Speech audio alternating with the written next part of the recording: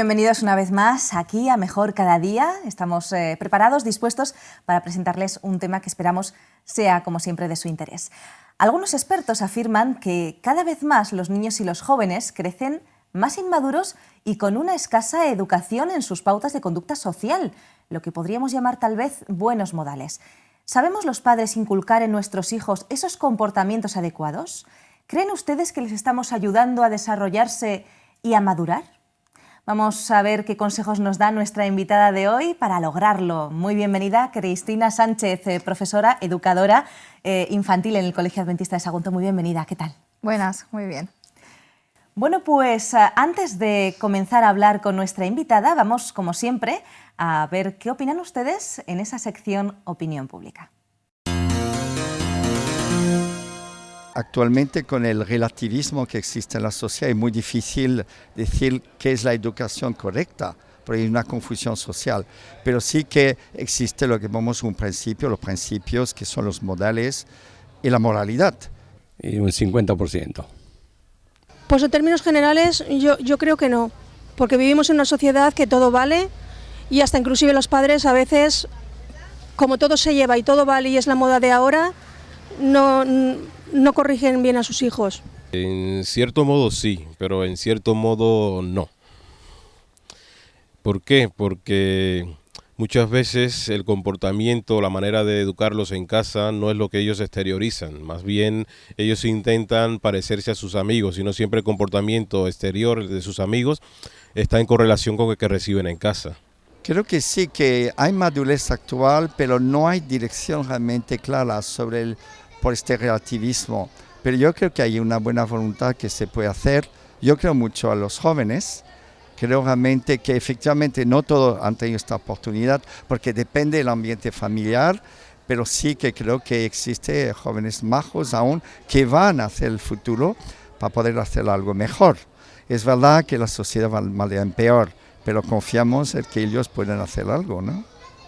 Yo creo que a muchos les falta todavía madurar por más edad que tengan.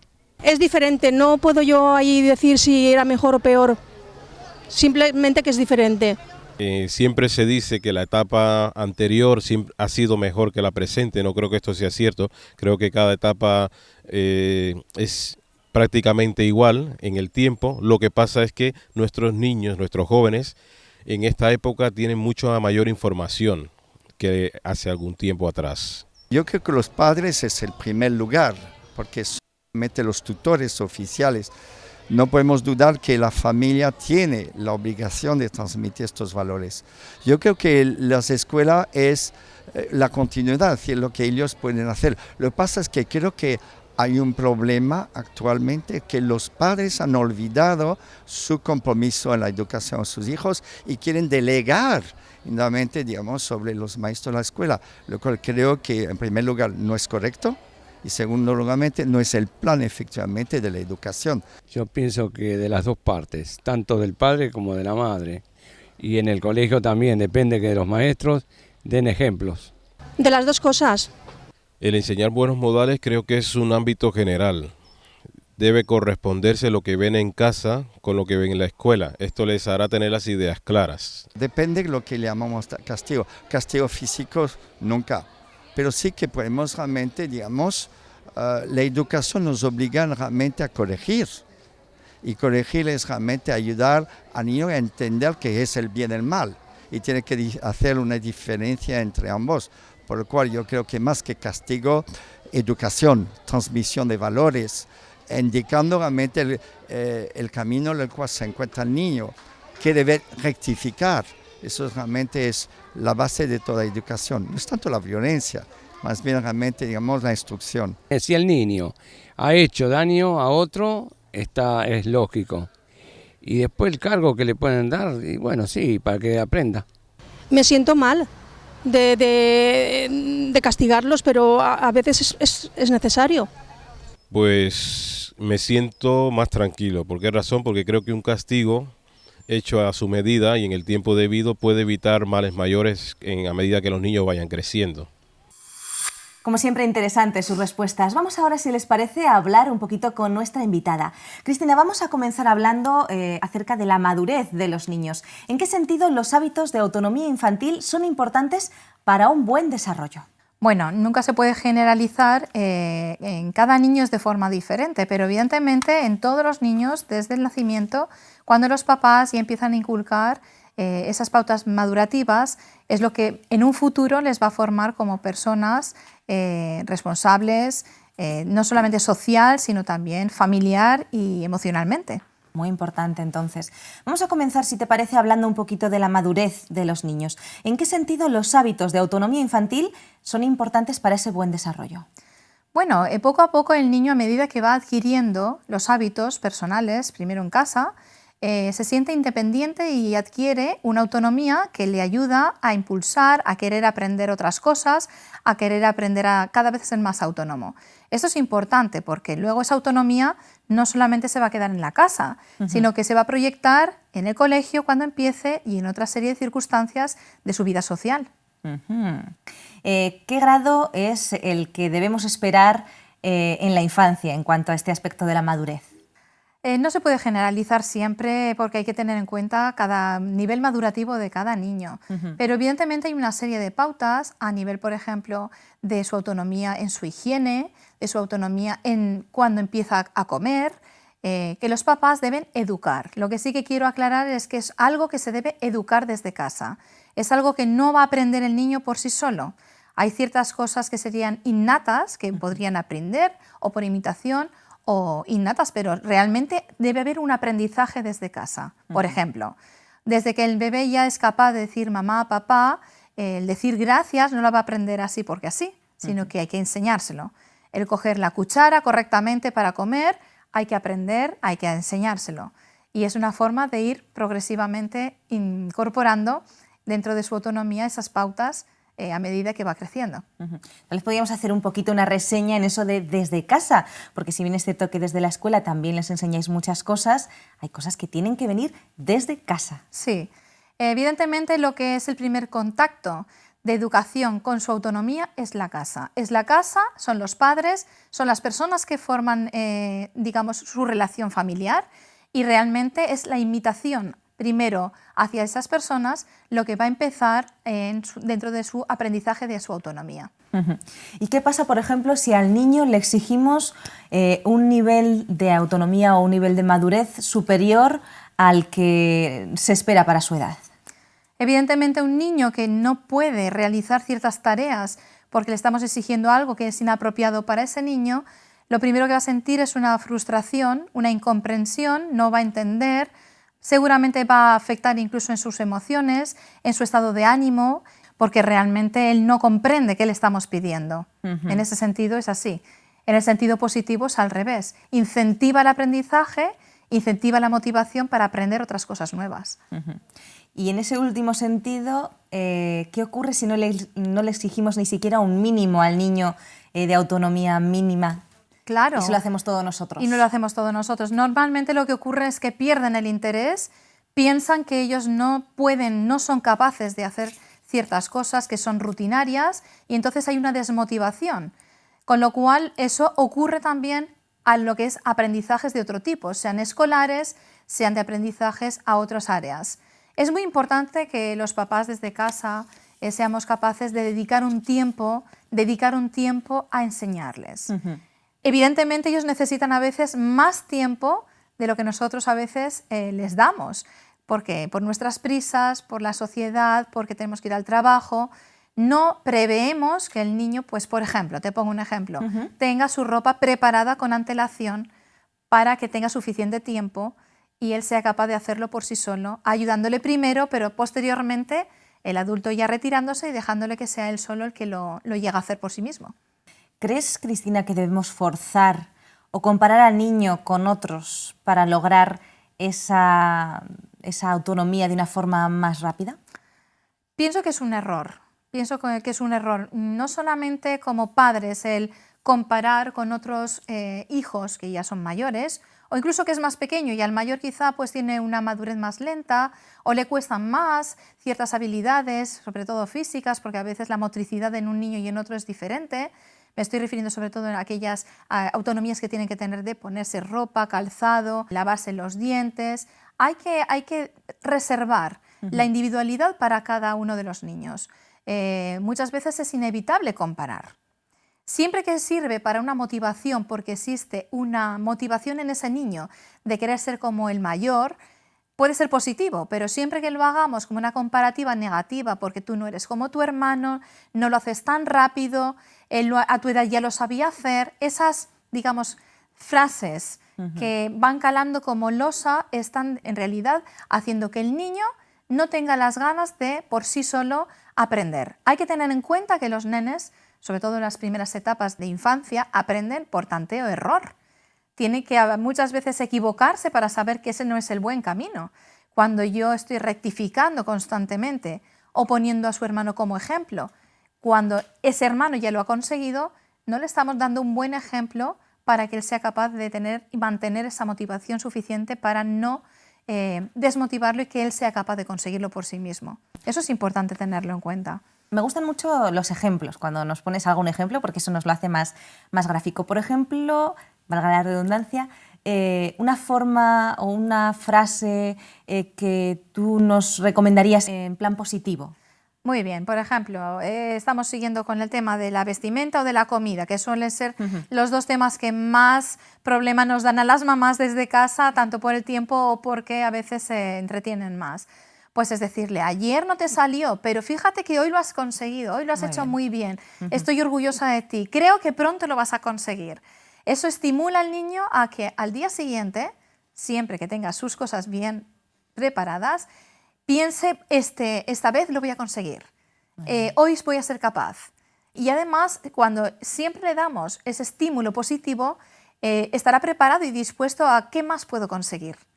Estamos dando un aprendizaje en positivo, no en negativo.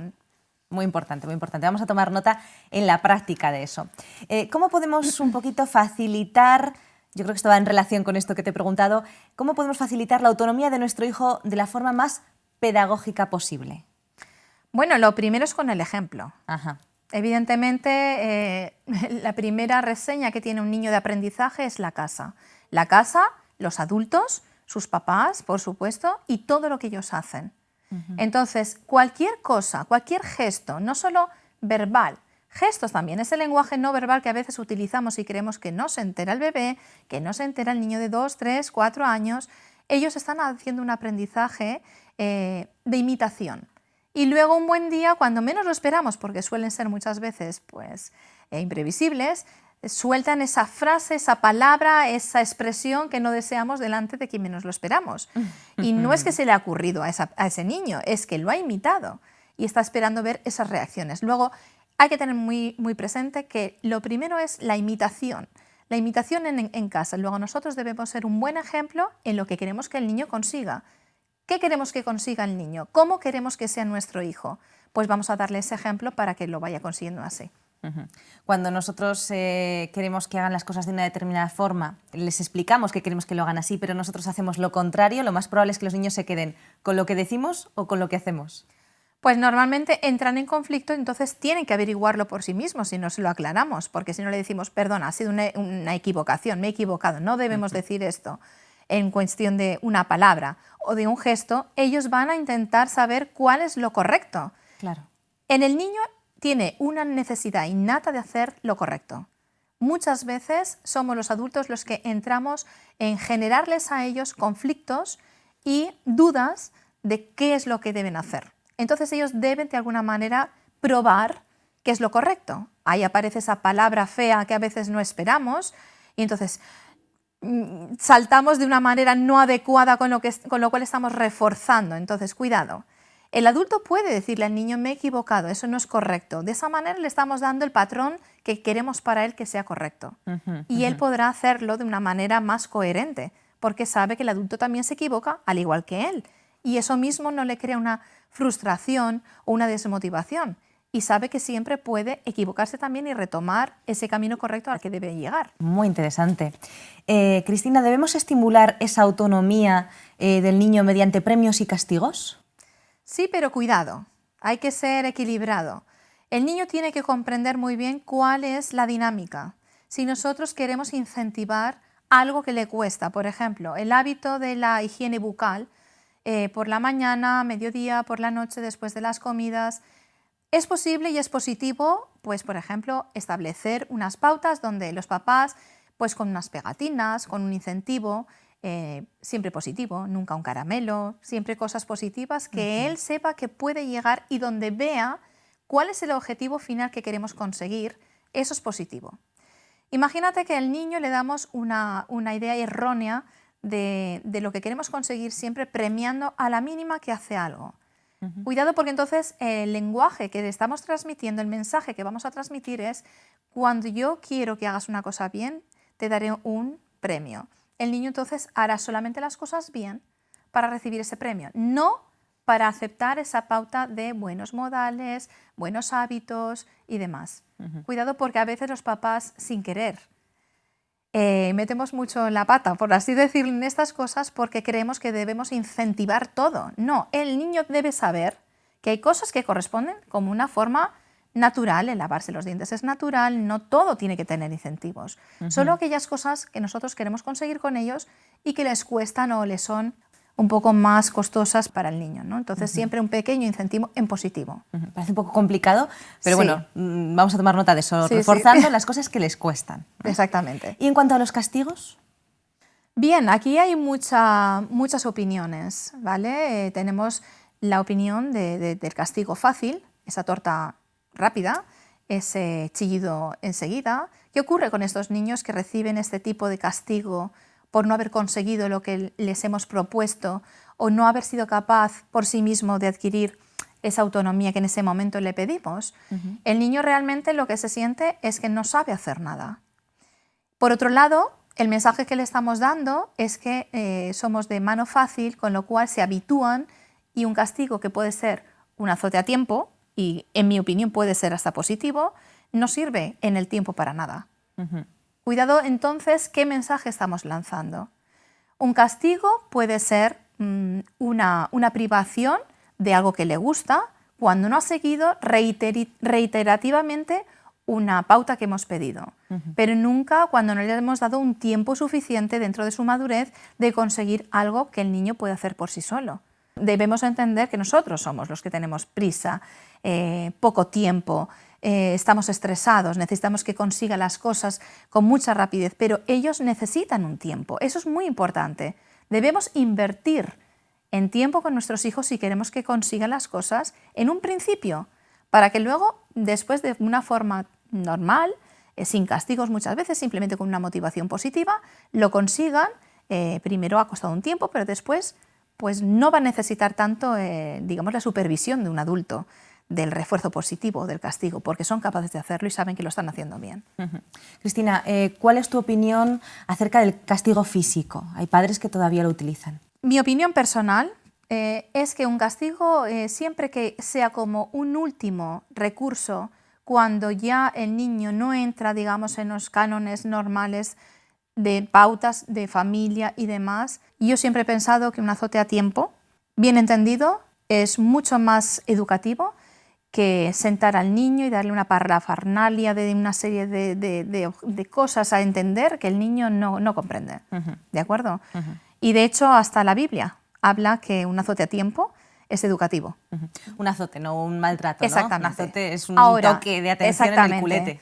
Un azote a tiempo no es un maltrato, ¿vale? El maltrato entraríamos tanto verbal como físico. Cuidado, Ajá, que es no mucho solamente peor el físico. verbal muchas El veces. verbal muchas veces Sí. es aquel que de alguna manera estamos anulando la personalidad, el interés, la motivación de ese niño por mejorar, por crecer, y nosotros estamos ahí mermando su autoestima. Y es muy barato, aparece rápido, es algo gratuito, espontáneo, pero ya tan fácil del día a día que el niño lo percibe como, bueno, es algo que no me está ayudando para nada. Sería un toque de atención. Exactamente. Simplemente. ¿Qué pautas o consejos nos podrías dar para fomentar una correcta autonomía en el niño? Siempre el niño, desde que empieza a tener ya un poquito de autonomía a nivel de movilidad y demás, en todas aquellas cosas que nos puede ayudar, primero con la supervisión del adulto al lado, con el ejemplo, esto se hace así, podemos hacer casi todo lo que tiene que ver con su autonomía, desde lavarse, desde recoger su habitación, desde hacer su cama, vestirse, comer. Ahí tenemos un amplio abanico. Como ves, vuelvo otra vez a decir que todo empieza desde la casa. Es el primer vínculo de sociabilidad con el mundo exterior. Una vez establecemos, a medida que el niño va creciendo, ese ejemplo, ese apoyo que da el adulto, que da el papá, que da la mamá, siempre con esas cláusulas de decir muy bien lo estás consiguiendo, podemos ir ampliando con responsabilidades dentro de casa. Muy bien. ¿De acuerdo? Ahora que comentas esto de las responsabilidades dentro de casa, creo que es interesante resaltar que es importante que el niño tenga sus obligaciones dentro del hogar. Sí, por supuesto. Digamos que sería la parte práctica de la teoría aprendida. Muy bien. Entonces, vamos a pasar a la acción.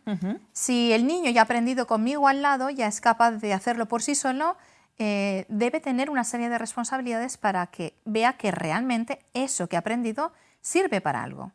Porque si no, aparece entonces la mamá, sirvienta, la mamá y el papá sirviente, donde el hijo se retira a una posición mucho más tirana, donde me lo hacen todo y demás. La colaboración de la casa es importante. El niño lo ve cuando participa.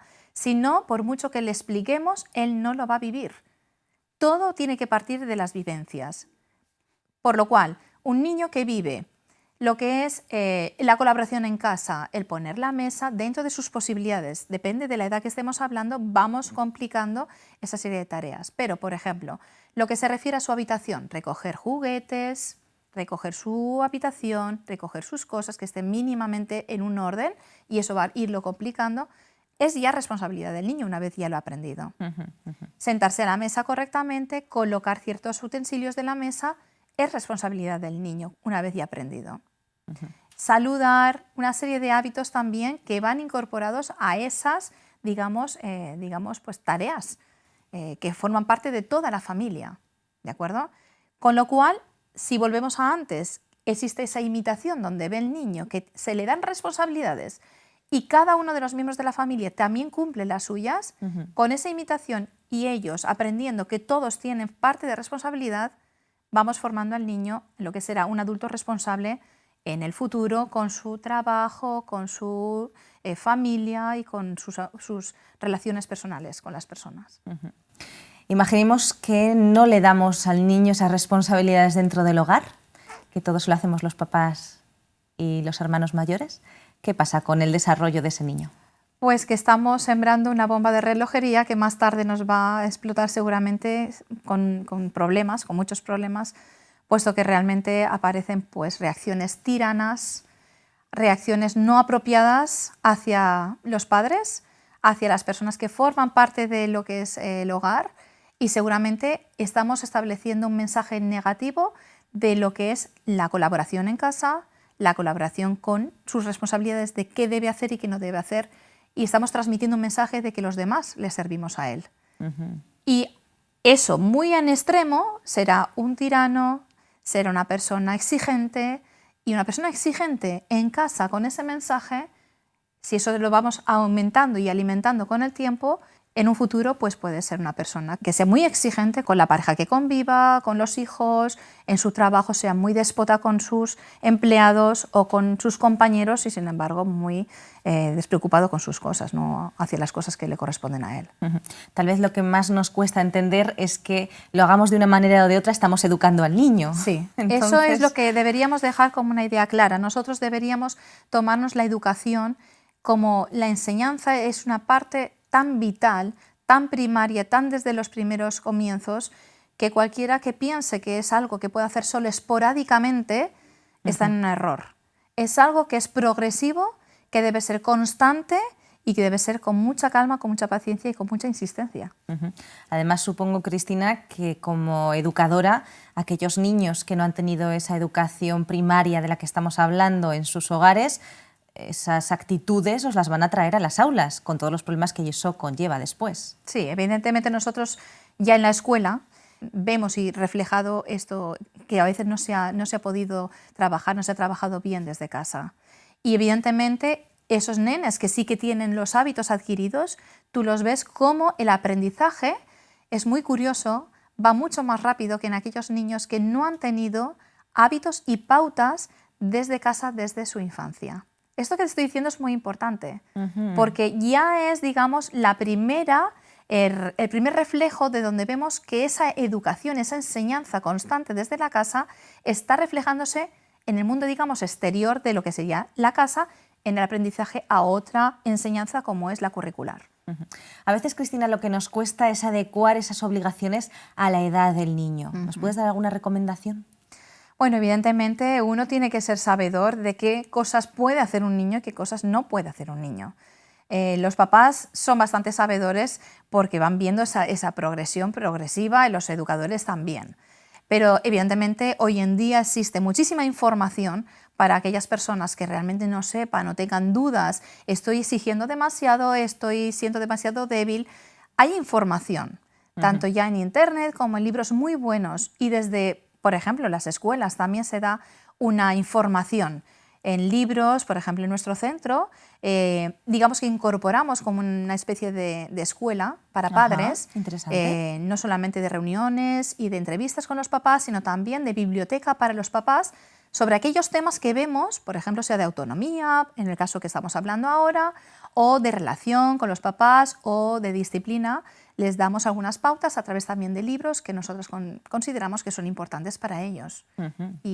Y la información nunca es gratuita, nunca estamos no aprendiendo. Debemos siempre tener esa insistencia, padres, profesores, tutores, todo el mundo debemos tener esa insistencia de que nunca hemos aprendido suficiente. Una cosa es la teoría, ponerla en práctica es lo que cuesta, y sobre todo porque hay que tener una constancia a largo plazo. La educación nunca podemos decir en las primeras edades hemos conseguido un niño bien educado. Lo vemos a largo plazo, nunca a corto plazo en la educación. Muy bien, es una carrera de fondo. Bueno, en estos momentos nos vamos a ir a esa pequeña pausa a la que les tenemos acostumbrados, y en este momento aprovecho para informarles que tenemos ese correo electrónico contacto@cpm.com.es para que nos puedan hacer cualquier sugerencia que ustedes estimen oportuna, o incluso, bueno, pues simplemente para conocernos, también estaría muy bien. Tienen, por supuesto, también esa página web a la que siempre hago referencia, ofrececursos.org, en la cual pueden encontrar diferentes cursos totalmente gratuitos. Y bueno, si quieren aprovechar este momento para visitarla, volvemos enseguida, así que esperamos que la visiten, que puedan seleccionar un curso, pero que vuelvan con nosotros aquí en Mejor Cada Día en unos minutitos. La Voz de la Esperanza te invita a través de su página web vozesperanza.com a descubrir 4 interesantes cursos por internet de forma totalmente gratuita y sin compromiso. Curso La Biblia Habla. ¿Quieres conocer más de la Biblia y disfrutar de todas las bendiciones que ella puede aportar a tu vida? Entonces este es el curso perfecto para ti. Curso Tesoros de Vida, para estudiar la palabra de Dios desde la moderna perspectiva del siglo XXI. Curso Salud y Vida.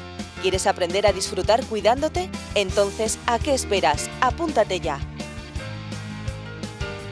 Curso La Fe de Jesús. Estudios bíblicos de ayer, de hoy y de siempre. Ya sabes, visita hoy vozesperanza.com y disfruta a través de la red de nuestros cursos gratuitos. vozesperanza.com.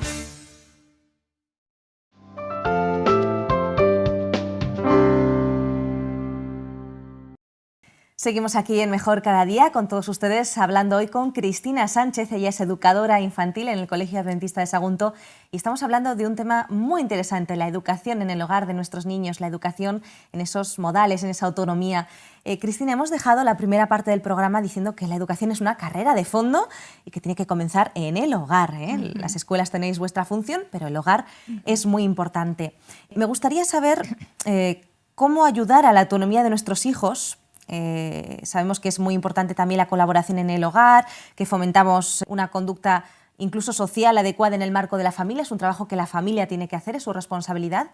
Pero es que además el niño debe aprender a comportarse en sus interacciones con los demás. Es lo que podemos llamar buenos modales, aunque no sé si esa palabra está muy de moda hoy. Bueno, es un tema que hoy en día realmente se está perdiendo, y que los educadores, y creo que muchos padres, estamos muy interesados en retomar, en volverle a colocar en su lugar que corresponde y dejar bastante claros esos límites que deberían estar claros para todos, y no tener la sensación de que todo vale en los buenos modales, porque parece que todo son buenos modales y a veces no es así. ¿Qué podríamos catalogar como buenos modales? ¿Notas que han cambiado esos modales en el tiempo? Sí, por supuesto, han cambiado muchísimo y no solo han cambiado, sino que están siendo aceptados como parte de buenos modales cuando no lo son. Ajá. Entonces, evidentemente, hay que hacer un cambio, hay que retomar un poquito qué son buenos modales, qué no son buenos modales.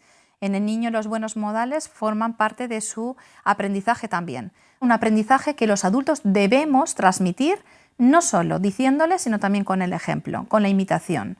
Ellos aprenden, hemos dicho, con imitación. Y el adulto es el que debe transmitir esa imitación. El niño lo va a captar de una forma correcta o incorrecta, pero es que somos nosotros los que vamos a formar esas pautas de buenos modales. Esto es bastante serio, porque a veces yo he visto una mamá que a lo mejor le hace gracia cuando el niño es pequeñito, pues que dice alguna mala palabra o que incluso le pega, y se hace el niño más grande y pasa el momento en el que resulta muy difícil poder controlar eso que ya hemos creado, ¿no? Claro. Desde el principio. Sí. Lo que al principio incluso algunos padres defienden como no, es un juego, no lo ha hecho queriendo, el niño volvemos a un poquito la idea de que debe tener claro qué es lo que es correcto y lo que no es correcto, porque necesita resolver ese conflicto que a veces le ocurre cuando los adultos no le damos unos mensajes claros. Cuando un niño pega a una madre, aunque haya sido en forma de juego y ha habido una intención, hay que corregirlo automáticamente, ¿de acuerdo? Cuando un niño habla de malas formas a un adulto, debe entender que eso no son formas. Y sobre todo me gustaría dejar muy claro que muchas veces lo que nos estamos encontrando los educadores es que hay muchos niños muy pequeños, te estoy hablando en la franja entre 3 a 6 años, que no tienen todavía claro que el niño y el adulto tienen escalones, digamos, diferentes en lo que sería la educación. Nunca un niño puede estar a la misma altura de un padre y un padre a la altura de un niño. El tema de somos colegas, somos amiguitos, debe formar parte de los juegos, pero siempre la disciplina, la autoridad es el padre y debe establecerla con amor, con cariño, de forma correcta, pero dejándole al niño bien claro eso, porque si no entra en conflicto y el niño entonces, ¿hasta dónde es broma? ¿Hasta dónde es me estoy pasando y hasta dónde ya me estoy entrando en un terreno de malas conductas, malos modales, no estoy entrando dentro del respeto? Cuidado, porque estamos dando a veces mensajes equivocados y a veces en un primer comienzo no es problema de los niños, es problema del adulto, que no ha sido capaz de dejar claro que es un juego, que es ya una falta de respeto. La verdad es que es un tema serio. A todos nos gusta que nos digan que nuestros niños están bien educados y no sabemos muchas veces situar en qué momento empieza esa educación. ¿Cuándo exactamente tenemos que empezar a educar al niño? ¿Cuando tiene 12 años? No. Por supuesto que no. Yo diría a los papás que ya desde que el bebé está en casa, empezando con las rutinas de los baños, de sueño, de quién coge y cuándo se coge al bebé, de cómo se come y cuándo se come, todo eso ya establece unas pautas, un mensaje que el niño va interiorizando. Aunque nos parezca una tontería, es así. Posteriormente, cuando ya empieza a decir las primeras palabras, mamá, papá, ya se le puede empezar de forma muy natural a decir gracias por dar un juguete a alguien, por devolver algo a papá y a mamá. Empezamos con gracias, de nada, empezamos con palabras sencillas, con un buen gesto. Volvemos un poquito a que no solamente las palabras, es el lenguaje también que no es verbal, que son gestos, que son expresiones, que son a veces formas de dar las cosas. No nos puede hacer gracia nunca que un niño nos dé algo que le estamos pidiendo lanzándonoslo a la cara. Claro. Ahí no hay un lenguaje verbal, pero un bebé ya es capaz de saber que ese lenguaje no verbal es correcto o no es correcto. Cuidado, porque a veces eso no lo tenemos en cuenta y pasamos a los buenos modales. ¿Qué son los buenos modales? Pero nos olvidamos otra vez de lo que decíamos antes, esa imitación en el tono, en la forma de hacer las cosas y demás. Posteriormente, a los 12 años, si hemos hecho correctos los deberes, probablemente no tengamos graves problemas más que esos ajustes por la edad, por los cambios y demás. Pero bueno, son cosas que tenemos que ir un poco desmigajando a medida que van avanzando también en su edad. Me da la sensación de que en la sociedad actual en la que vivimos en este siglo XXI, realmente esto es una carencia que tenemos en las familias. Me da la sensación que los padres siempre esperan a más tarde para educar a los niños o esperan que sea el colegio el que los eduque. La educación de un niño, hay pedagogos que afirman que es muy temprano. Tú dices desde que nace. Sí. Hay algunos autores que ponen una fecha a los 6 años, creo que es, Sí. que ya está desarrollado el carácter del niño. ¿Cómo de importante es esto? Sí, es así. En realidad es así porque el niño va pasando por etapas y por fases de autonomía, pero también emocionales, sociales, de aprendizaje, donde se van consolidando todos aquellos aprendizajes que va haciendo. Si eso se hace correctamente, no deben haber grandes problemas, salvo los cambios de modificación a veces de conducta que hay que tener en cuenta por la propia edad. Pero cuando eso no se hace correctamente, lo que ocurre es que esas etapas se van solapando y van entrando en conflicto unas con otras y aparecen muchas veces esas malas conductas. No solamente hacia el adulto, ya pasamos hacia también sus iguales, otras personas, como pueden ser los educadores dentro de un centro escolar o en un medio social, porque recordemos que el niño ya a partir de los 3 añitos empieza a tener vida social. Ajá. Va a un cumpleaños, va a fiestas, está en relación con otros niños en un parque. Entonces no olvidemos que su vida social empieza también muy temprano. ¿Por qué postergarlo entonces todos los hábitos y todas las normativas que debemos enseñar a un niño a los 12 años? Elena White, por ejemplo, que es una gran educadora, habla de que el carácter del niño se forma hasta los 6 años. Pues una pauta clara es cuando empiezan a caérsele los dientes. Es una pauta clara que realmente ese niño ya está formando y consolidando su carácter. Cuidado, porque lo que creemos que ahora no es importante puede ser una bomba de relojería más tarde y llegamos tarde.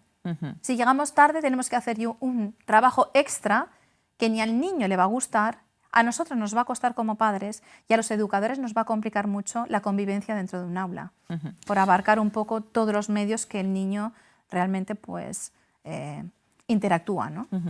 Realmente hay muchos autores que afirman pues eso, que el carácter de un niño está desarrollado ya muy pronto, muy temprano, a muy temprana edad. Estos buenos modales de los que estamos hablando, que son parte importante de ese carácter que está desarrollando el niño, hay una parte que no podemos desarrollar porque viene genética, Claro. pero hay otra parte que tenemos que educar. Esos buenos modales en el proceso de socialización nos estás comentando que son muy importantes. Sí, sí. ¿Por qué exactamente? Bueno, porque son la pauta para saber hasta dónde puedo llegar, los límites que yo tengo para que la otra persona sea capaz de saber que podemos tener una buena relación, una buena convivencia sin llegar a entrar en el terreno no deseado de la otra persona. Eso no se entrena a los 14, eso se entrena desde los primeros juegos, desde cuando están en el aula y uno quiere, 2 niños quieren el mismo juguete. El niño que ya empieza a tener desde su casa una serie de normas, de pautas, sabe que debe ceder para la buena convivencia, para esa buena relación, aunque luego sabe que puede tener ese juguete. Ese ceder, ese compartir, es lo que luego traducimos en no conflictos en un aula a la hora de tener diferentes opiniones sobre una situación o poder mantenerte en la tuya y no entrar en un conflicto de forma no deseada con otros compañeros, con sus iguales sobre todo. Cristina, ¿puede un niño comportarse adecuadamente en casa y no hacerlo en el colegio? Claro, por supuesto. Por supuesto, los niños son muy sabios. Los niños tienen todo el tiempo del mundo para saber con quién actuar de una manera, con quién de otra.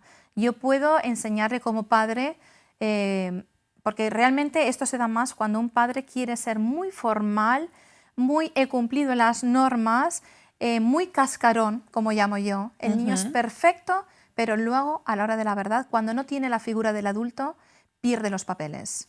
Pierde los papeles, pues, por ejemplo, insistiendo a un niño en que de forma obligada le dé lo que tiene, de alguna manera obligando realmente a que haga lo que él quiere. No ha entendido, tiene simplemente la fachada, pero realmente no ha interactuado ni ha adaptado en su forma social con los demás cómo debe actuar. Entonces realmente el niño lo que está haciendo es lo que el papá le gusta. Cuidado, porque eso es importante.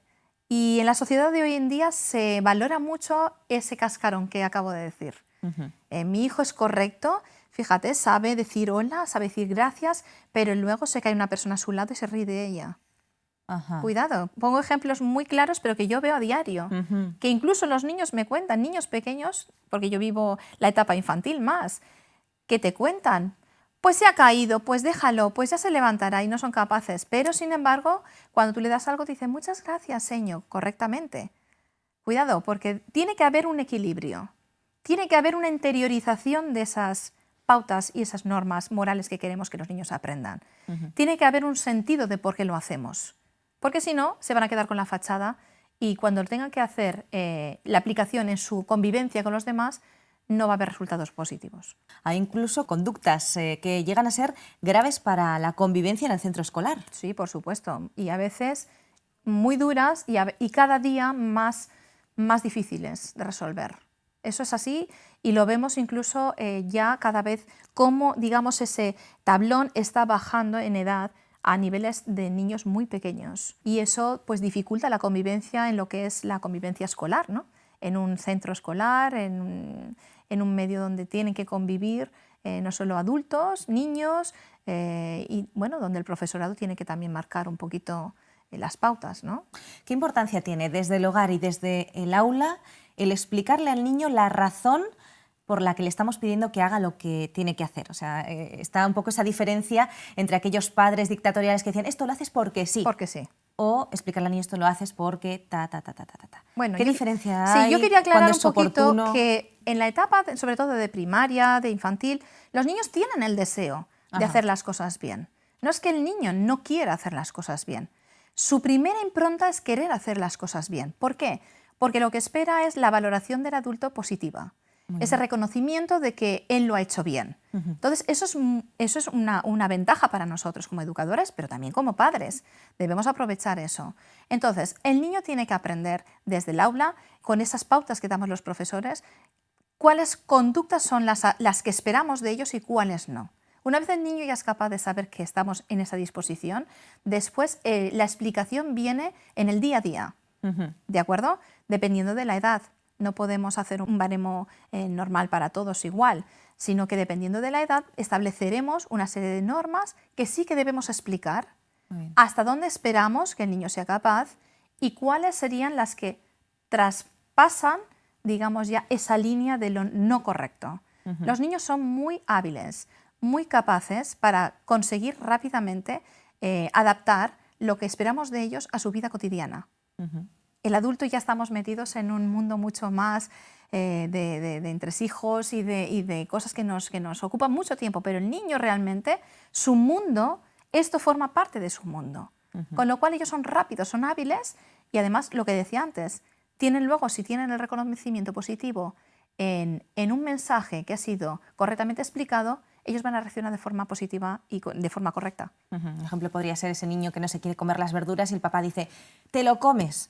O un papá que dice, bueno, es que esto es bueno para tus huesos, es bueno para no sé qué, es bueno para... Sí. ¿Eso tiene algún impacto en el niño? ¿Es importante que lo hagamos de una forma Siempre o de que otra? esa explicación, Esther, no sea demasiado exagerada, porque Entiendo. entonces también tenemos el otro punto y es, debo explicarle todo a mi hijo.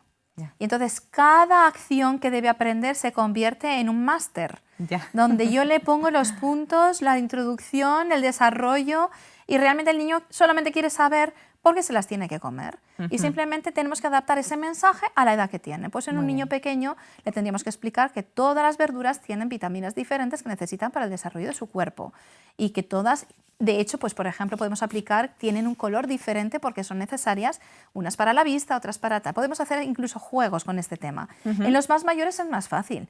No solamente hay que decir porque sí, a veces hay que dar una pequeña explicación. Pero ellos comprenden y agradecen esa explicación y muchas veces aportan información y ellos la aceptan. Con lo cual, ni un gran máster sobre qué queremos que aprendan, ni tampoco ser tan tajantes, aunque para mí el a veces decir porque sí o porque no es importante. Los centros educativos, vamos a hablar un poquito más en profundidad. Tenéis lo que se llama un plan de convivencia. Nos gustaría saber qué es y qué puntos recoge. Bien, el plan de convivencia es un documento que forma parte del documento oficial que se llama Proyecto Curricular del Centro. Es un documento oficial que todo centro debe tener, es revisable, es abierto y el plan de convivencia está incluido dentro de este documento oficial.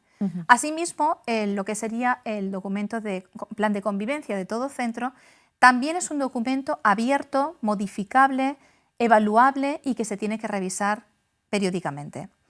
Existen unas pautas legales, una normativa en cada comunidad para poder elaborar este tipo de documento. No se hace así como así Y cada centro puede tener, digamos, su propio plan de convivencia específico y con características propias y diferencias con otros centros, ¿vale? Entonces, las características que debería tener un plan de convivencia en un centro, es importante reseñar que para formarlo está formado por parte de todos los colectivos que forman un centro escolar. Está incluido desde la dirección, los alumnos, los padres, y eso se consolida en un documento que se tiene que además autorizar. ¿De acuerdo? Una vez ya se ha pensado cómo queremos establecer, qué normas queremos recoger, qué pautas queremos que tenga nuestro centro de convivencia, no solamente la convivencia entre alumnos, también profesorado-alumno, profesorado-profesorado, servicios, dirección, todo el mundo entra dentro de ese plan de convivencia. Muy bien. Una vez se ha elaborado un poquito, digamos, el borrador, se busca una comisión que formará parte a elaborar el documento. En esa comisión forma parte no solamente el profesorado, también alumnos, la directiva tiene que supervisar y una vez ya está elaborado lo que es el documento, tiene que ser consensuado y definitivamente votado por unanimidad por lo que llamamos el consejo escolar. El consejo escolar también está formado por padres, por algún alumno y por profesorado. ¿Qué pasa cuando alguno de esos puntos que contiene este plan de convivencia no es acatado por algún alumno? Pues aparecen los problemas que nunca deseamos que aparezcan, pero que debemos establecer unas pautas y unas normas para prever perder el objetivo de la buena convivencia. Aparecen lo que llamamos pues, algunas faltas, se llaman pautas. Siempre se intenta que de alguna manera el niño no llegue a utilizar, digamos, lo que sea la disciplina propiamente dicha. Supongo que en el centro es absolutamente necesario para el buen funcionamiento del mismo, ¿no? Claro, y para la organización, porque si no, esto podría caer en un caos tremendo donde cada uno va a hacer lo que quiere, no hay respeto y la convivencia, desde luego, no se va a consolidar. Evidentemente, por lo menos nosotros desde nuestro centro, sobre todo también le damos un enfoque de la educación hacia la no violencia. Muy bien. De esa manera el niño también comprende por qué deben existir unas normas. ¿De acuerdo? No solamente hay unas normas, debemos comportarnos bien, sino también trasladarlo. Es lo que hablábamos antes. Nosotros estamos aquí conviviendo unos con otros, pero ellos luego van a tener que convivir en una sociedad de no violencia, de paz, con sus iguales. Seguimos educando a nuestros niños. ¿Cómo de importante, es la última pregunta, es que los padres comprendan y apoyen, que esto es difícil a veces, las decisiones disciplinarias de los docentes? Es muy importante. Yo siempre digo que la educación es un error pensar que solamente la forman o padres o educadores. Esto es un equipo donde el equipo se tiene que involucrar muchísimo desde los comienzos de esa infancia del niño y velar e invertir muchísimo en ese desarrollo, en todo el proceso educativo de un niño hasta que ya pues, acaba su bachiller y ya sale al mundo, digamos, social como persona formada, ¿no? Evidentemente, cuando un padre recibe pues quizá una falta grave o recibe ciertas normativas donde ya el centro ha tenido que establecer una pauta disciplinaria, no gusta, pero realmente en la experiencia te puedo decir que todos aquellos padres que ayudan, que velan para que eso no se vuelva a ocurrir, no vuelva a suceder, buscan también los medios junto con el centro para modificar esa conducta que a veces ha aparecido y no es deseada, pues nunca llega a nada más. Todo se soluciona y todo se reconduce. Cuando no es así, necesitamos unas pautas que, aunque a veces para los padres no es de agrado, ni para nosotros tampoco al aplicarlas, son necesarias para establecer legalmente un registro de cómo se lleva esa disciplina y cómo se lleva a cabo. Al final es un trabajo en grupo, es un trabajo en común entre padres y educadores, y tenemos que pensar que el niño es esa plantita, ¿verdad?, que hay que ir poniéndole guías para que pues, crezca recta. Si no, si se nos tuerce ya al principio, después enderezarla va a ser realmente muchísimo más difícil. En fin, vamos ahora, si les parece, con nuestro espacio En Pocas Palabras.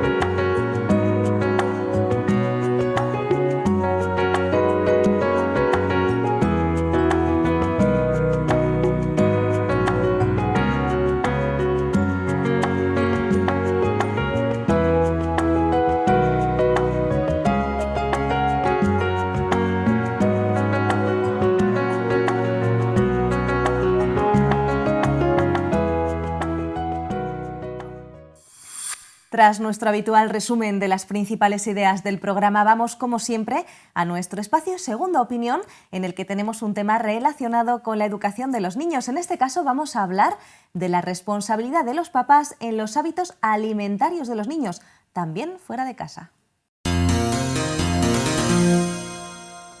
¿Se come necesariamente peor fuera que dentro de casa? No necesariamente, porque hoy en día, gracias a la labor que hacen los medios de comunicación, hay mucha concienciación sobre el tema de la obesidad y hay restauradores que ya ponen mucho interés en dar una alimentación equilibrada en sus restaurantes. Simplemente se trata de conocer qué tipo de restaurante es y saber elegir. ¿Es conveniente salir a comer fuera a menudo? Bueno, en muchas ocasiones esto no es una opción voluntaria.